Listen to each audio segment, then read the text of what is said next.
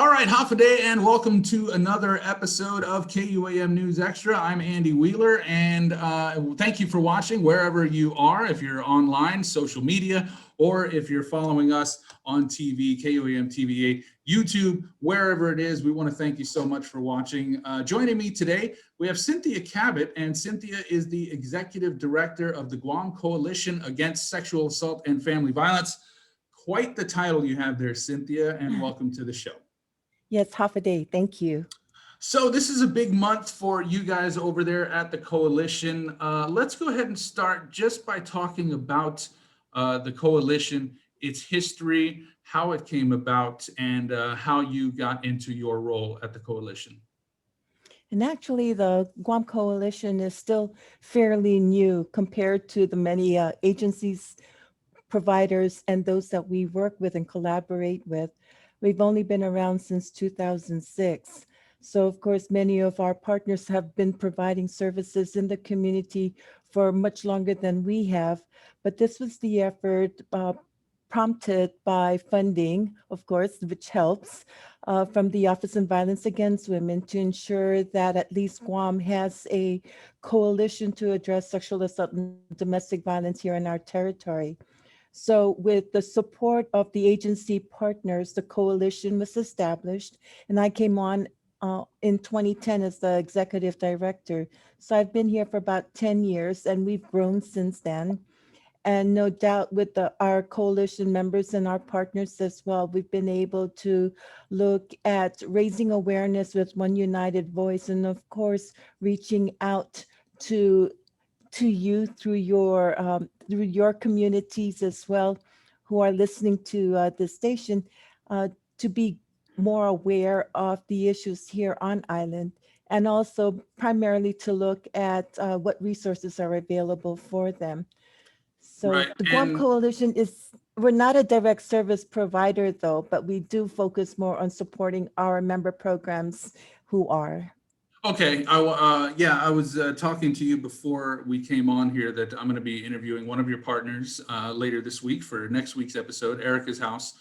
Yes. But you handle the awareness, the education, and Yes. the ideal role, I guess, would be to prevent victims or prevent people from becoming victims, or to prevent people from getting into the system where they need that direct care.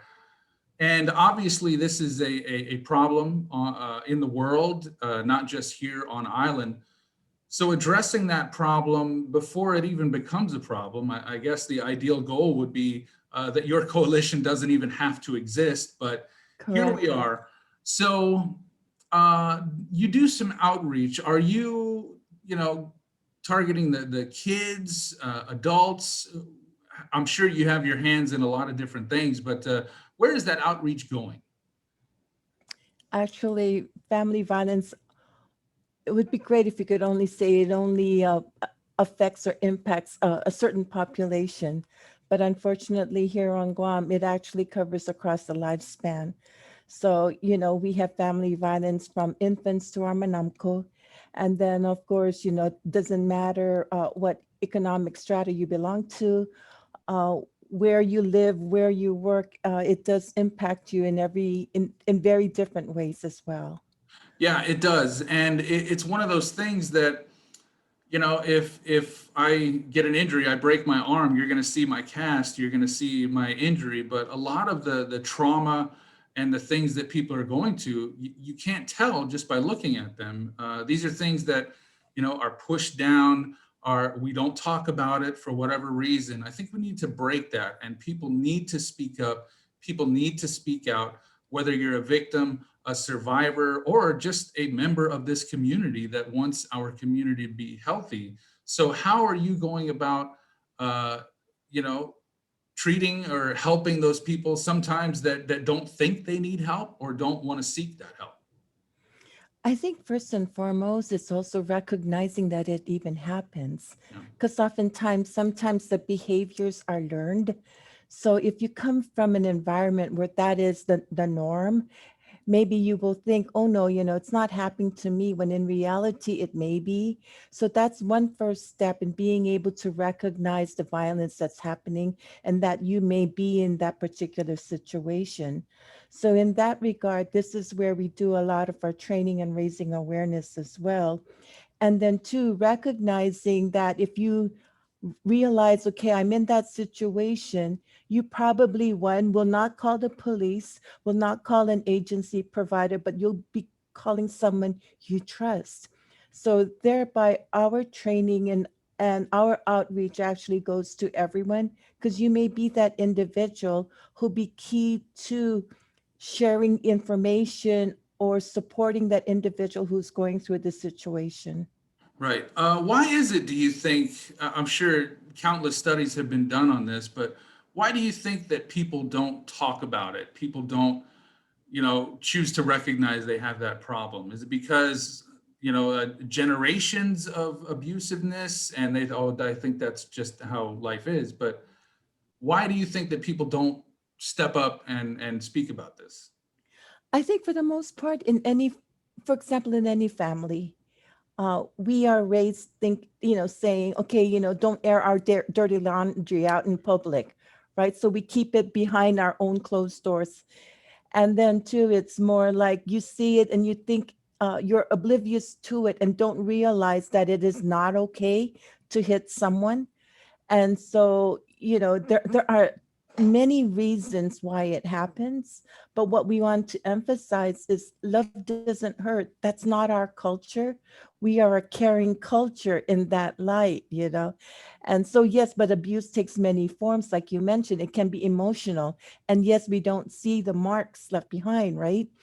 But those are the training that we provide and the resources to say, if you see this, say something, reach out.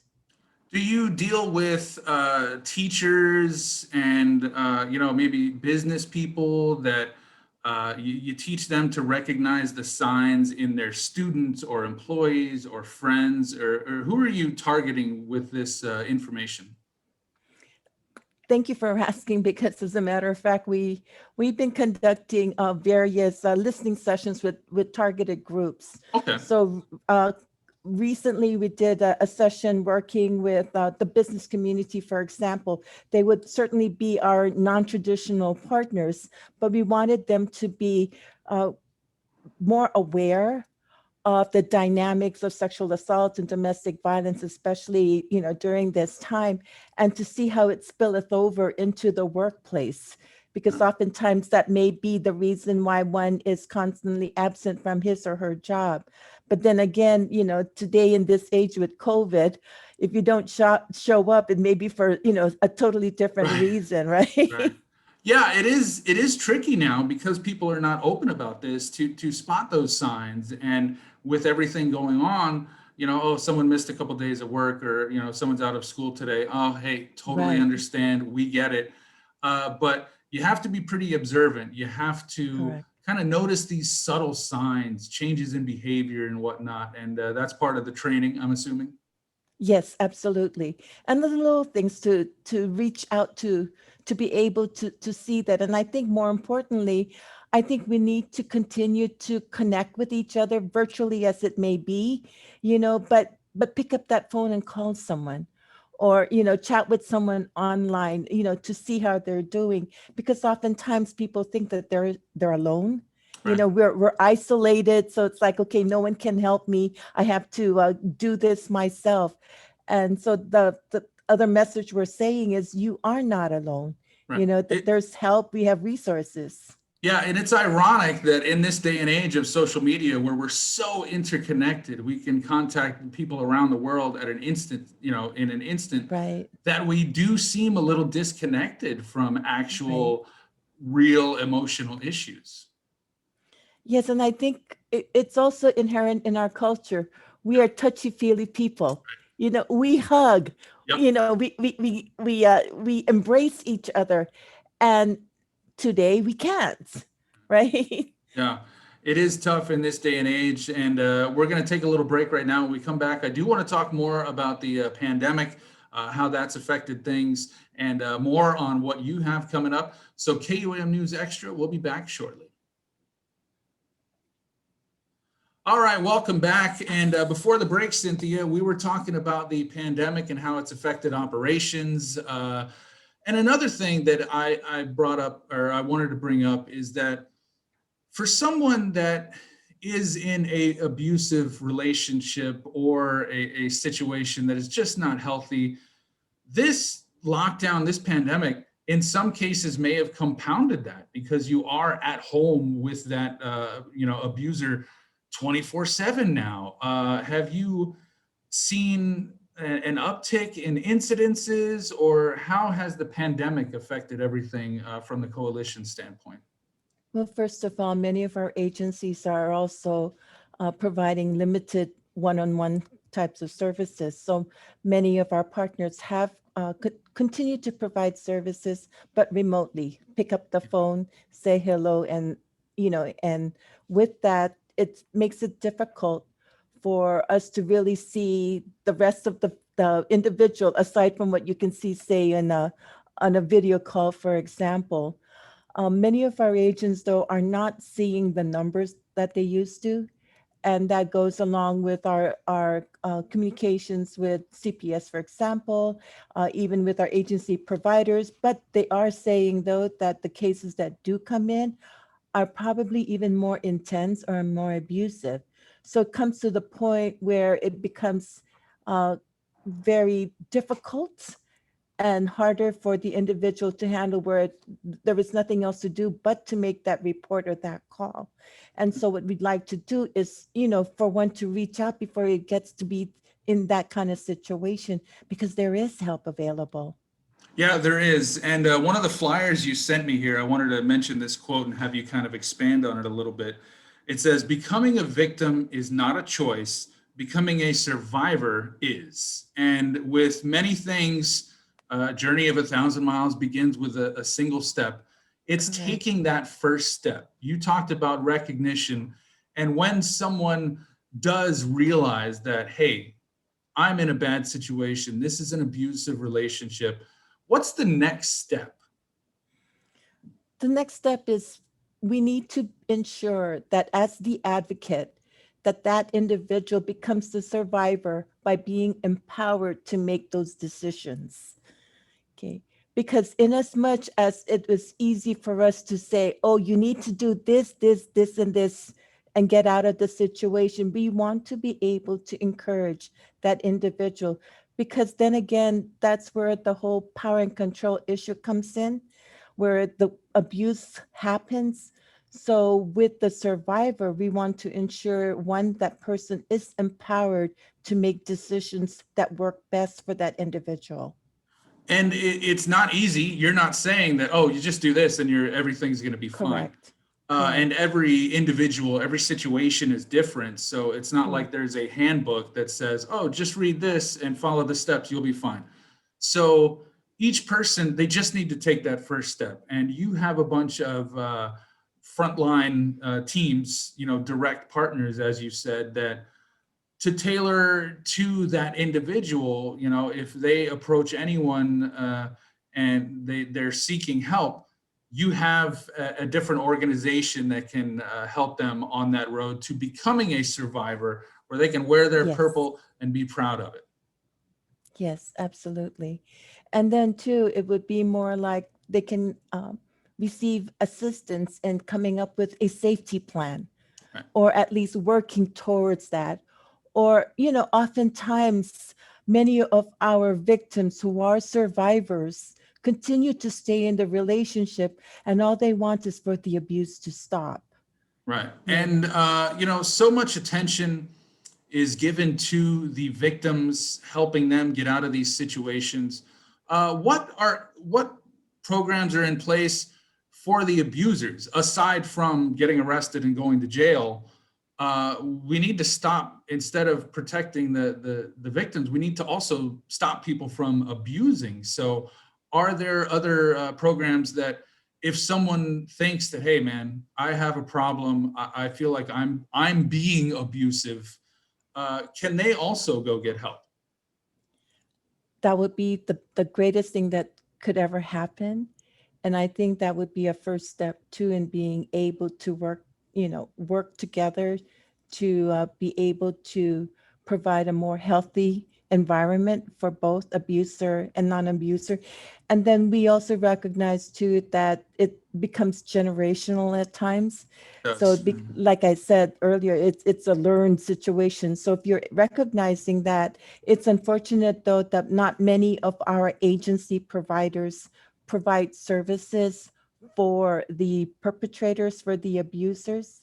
And oftentimes, many of the services that we do have are not available until you go through the system. And then, of course, then many of those programs are court mandated. Right. Yeah, and I think that's key is stopping abusers from becoming abusers, because if you don't have abusers, you don't have victims. So Correct. that's another step. But obviously now protecting the victims, getting them to a safe environment, I think is key. So Right. obviously you have a huge task ahead of you. And this month is a big one for you guys. We're going to talk about that when we come back from the break, October, and everything the Guam Coalition has in store. So we'll be back after this. All right, welcome back. And talking to Cynthia Cabot here, who is the Executive Director of the Guam Coalition Against Sexual Assault and Family Violence. I don't know how you fit that on your business card, but as I mentioned, October is a big month for you, the coalition. So tell us what October is. October is recognized nationally as Domestic Violence Awareness Month. But here on Guam, as we all know, it actually encompasses violence across the lifespan. And in many cases, it's a familial situation here. So we recognize it here on Guam as Family Violence Awareness Month. So in that light, key and foremost is that it's not just October that it happens, but we take the opportunity the entire month to raise awareness and to focus on this particular issue. Yeah, this is something that, every day of the year is something we need to be aware of. But, setting aside a month here for the programs and really put it into the light, into, people's social media feeds and on the news, like I'm talking Right. to you now, I think is vital. So you have things planned for this month. There's a lot of different programs, different events. And with the pandemic, obviously, you had to change things. So what are some of the Yes. events you have planned for this month? Yes, and absolutely. Because of the pandemic, we've gone virtual. And Right. so we've been creative, and even with our partners, looking at ways that we can get the message out. So thank you for supporting us in this effort. So one of the things too that we say is do something simple. Wear purple. Purple is the color, of course, for many different awareness issues as well, but especially so for family violence. And so we say wear it, post it, share it. So take a photo of it, be it in your office or in your classroom, for example. Make sure that you're over 18 because we can spot that. So we'll be able to repost that as well. Tag us at hashtag GCASAFV would be our hashtag, or else hashtag lift up your voice Guam. All right. So a lot of ways to raise awareness and to stand in solidarity with those victims. And again, it's important to get before it becomes a problem. But if it does get to that point where someone does feel like they're in an abusive situation and they need to take that first step, who do they contact? Who do they call? Is it someone at public health, or is this just straight to the police? Or when someone does make that decision that I need to get out of this, who do they contact? Well, for one thing, if it is certainly an emergency, please call 911. They will be your first go-to. But then again, oftentimes many are resist or are not sure that they really want to make that report. So the ones we go to would be VARO, Victim Advocates Reaching Out, and their number is 477-5552. So they are a key agency first responder for us in these kinds of situations. And they'll be able to provide support, say, for example, with the safety planning, or else providing assistance in obtaining shelter. And then two, in order to be able to, say, obtain a restraining order, for example. And we appreciate that the courts are open to be able to hear those cases. We also have Guam Legal Services Corporation Disability Law Center available for that, as well as Guam Public Defenders Service Corporation. So we do have agencies out there, as well as Guam Police Department through the Domestic Abuse Response Team, who will be able to reach out and support. And those would be our initial agencies that we would go to. Okay, so a lot of different people to contact if you need the help, but you just have to take that step. Pick up that phone, send that message, and get the help that you need. Cynthia, before I let you go, anything else you'd like the people to know or how they can take part? Well, we do have many other activities planned, and those are just the highlights. Go to our website, guamcoalition.org. And then again, too, we also have an online community resource directory, and that's at pacificregionresources.org. We do have our partners also, faith-based organizations such as St. Anthony Church, Archdiocese of Agana, Salvation Army, and we have many, many partners. So I don't want to start listing them and then I forget someone. Might forget someone. So Right. Cynthia, you and everyone over there at the coalition, thank you so much for all that you do, raising the awareness and getting people the help they need. And to the victims out there, seek the help that you need. Recognize the problem, get help. And to the abusers, stop. Seek help. You don't want to end up in the system. It's not the way to live life. So Cynthia, again, thank you so much for all that you do. Thank you so much too, Andy. All right, that is the episode of KUAM News Extra. Thanks for watching.